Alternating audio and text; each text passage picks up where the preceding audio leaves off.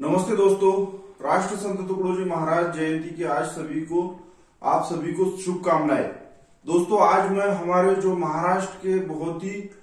Famous ऐसे संत जो है राष्ट्र संत तुकडोजी महाराज, इनके बारे में कुछ आप लोगों को बताना चाहूंगा। राष्ट्र संत तुकडोजी महाराज यह जो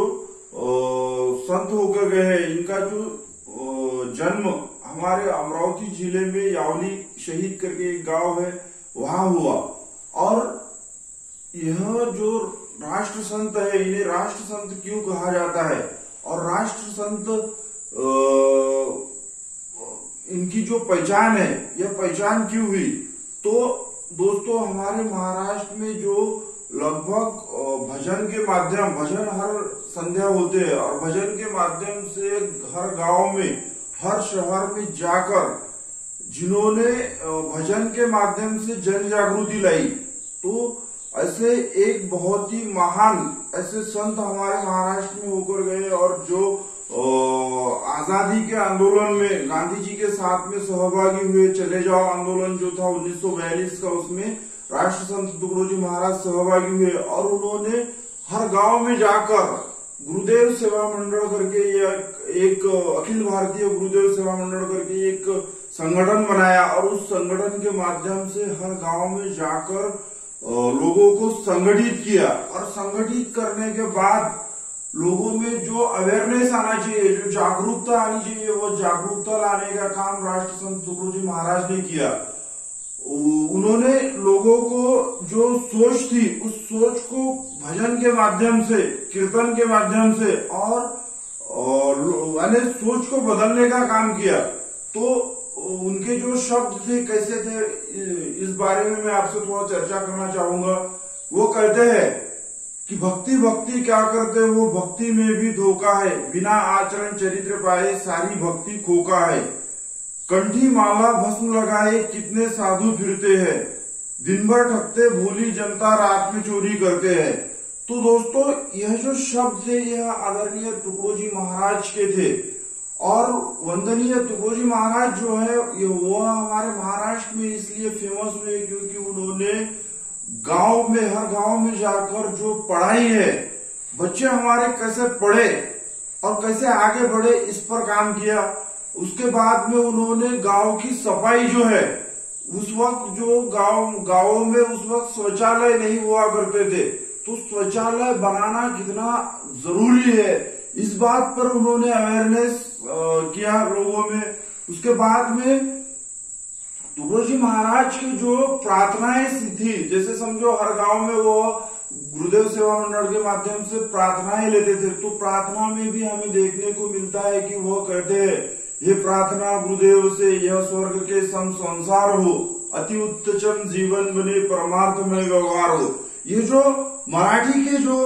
वाक्य है, इन वाक्यों से हमें यह दिखाई देता है कि वह जो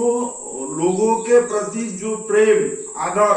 और सम्मान होना चाहिए, औरों के प्रति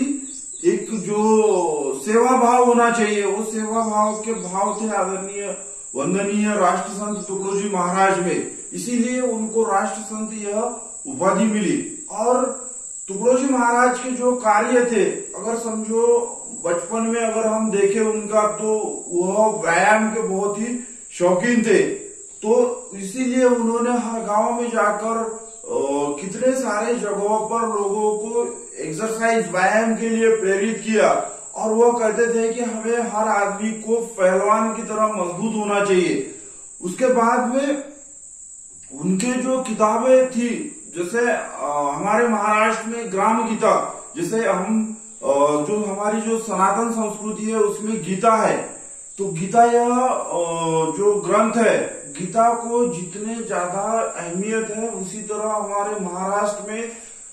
ग्राम गीता को भी अहमियत है। और ग्राम गीता जो उन्होंने लिखी, उस ग्राम गीता में अगर आप लोग अगर देखेंगे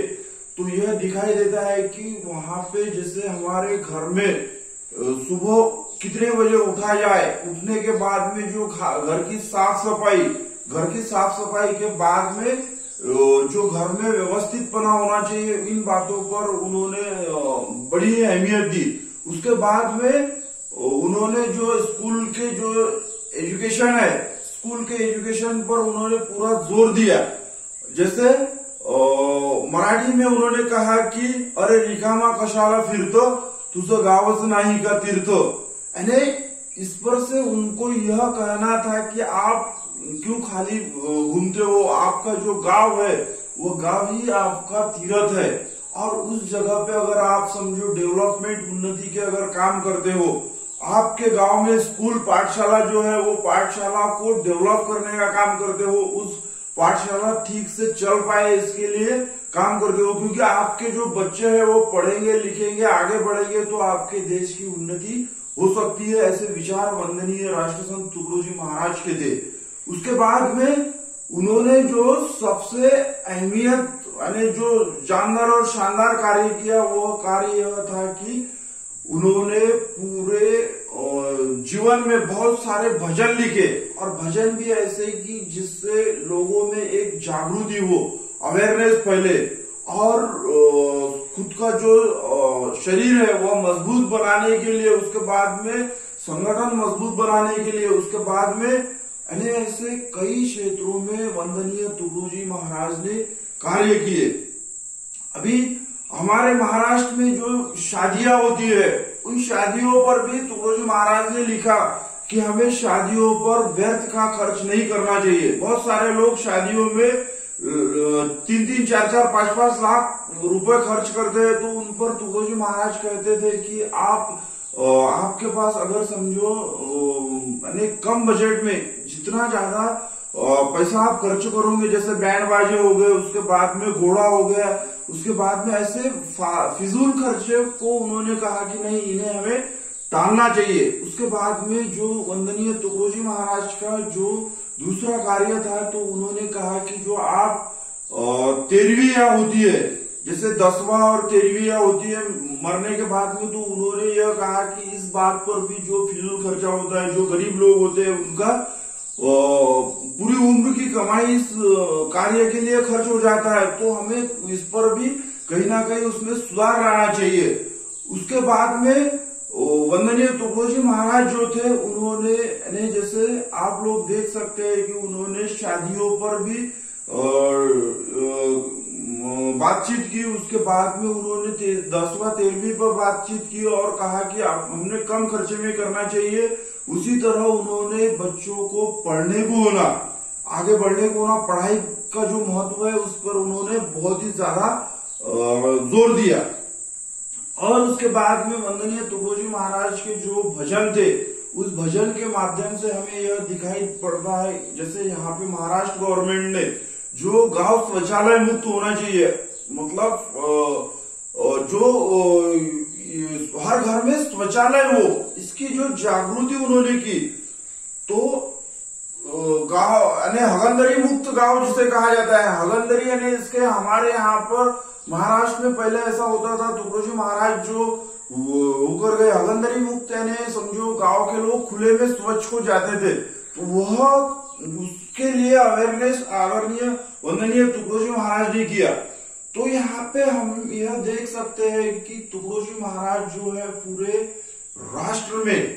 जो उन्होंने आजादी की लड़ाई से लेकर हर गांव में, हर जिलों में जाकर जो काम किया वह बहुत ही खूबसूरत और प्यारा काम था। इसीलिए उनके जो सेवाग्राम आश्रम था गांधी जी का, वहां पर वह पंडित नेहरू, महात्मा गांधी, मौलाना अब्दुल कलाम आजाद ऐसे लोगों के साथ में वह रहे, और उनकी जब तबीयत खराब हुई थी तो वो वहां पर गांधी जी ने उनकी सेवा की। और इसीलिए उस वक्त के जो पहले भारत के राष्ट्रपति राजेंद्र प्रसाद थे, उन्होंने उन्हें राष्ट्रसंत यह उपाधि देकर उनका गौरव किया। और 1942 की जो चले जाओ आंदोलन था, उस चले जाओ आंदोलन में जो भजन थे, उन भजनों के माध्यम से पूरे हिंदुस्तान में जो क्रांति हुई, तो इसीलिए उन्हें उस वक्त राष्ट्र संत की उपाधि मिली। तो दोस्तों, मैं यहाँ से केवल इतना बताना चाहूंगा कि आज वंदनीय राष्ट्र संत तुकडोजी महाराज की जयंती है, और इस जयंती के उपलक्ष्य में हमें केवल इतना सीख पाए उनसे कि हमें आज हमारे देश के जो बच्चे हैं, वो बच्चे हमारी जिम्मेवारी है, उन्हें उन बच्चों को पढ़ाना, उन्हें उन बच्चों के अंदर आत्मविश्वास, उन बच्चों के अंदर निडरता, उन बच्चों के अंदर धैर्यशीलता, उन बच्चों के अंदर हर वह गुण जो राष्ट्र उन्नति के लिए उपयोगी है, उन गुणों को अगर हम डालने में ये कामयाब हो पाए तो वंदनीय राष्ट्र संत तुकडोजी महाराज को ये यहाँ से एक क्या बोलेंगे उसे आदरांजलि होगी। तो इतना कहकर मैं यहाँ रुकता हूँ और फिर से आप सभी लोगों को वंदनीय राष्ट्र संत जयंती पर शुभकामनाएं देते हुए रुकता हूँ। धन्यवाद।